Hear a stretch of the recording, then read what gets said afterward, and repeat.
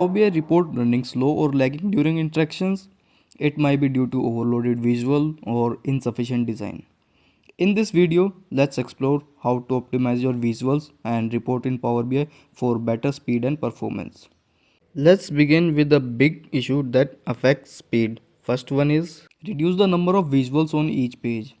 Too many charts and visual on a single report page can slow things down significantly. Try to focus on only the most important insights. Split your visual across multiple pages if needed. Next, if you are working with a large dataset, use pre-aggregated data for larger dataset. Instead of using detailed raw data in every visual, pre-aggregate your data in Power Query or using DEX. This reduces processing time and keeps your report fast and lightweight. Another common issue is excessive filters and slicer.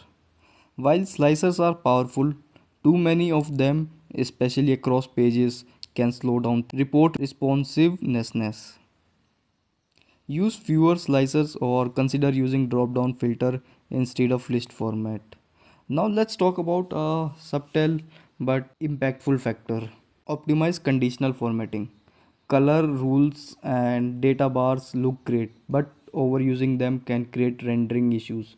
Apply conditional formatting only where it adds meaningful value. Optimizing your Power BI visual doesn't mean sacrificing design. It means building smarter, faster, and more user friendly reports. Keep this tip in mind, and your report will run smoother and impress your viewers. If you found this helpful, don't forget to like, subscribe, and share for more Power BI tips. And let me know in comment which optimization trick helped you the most.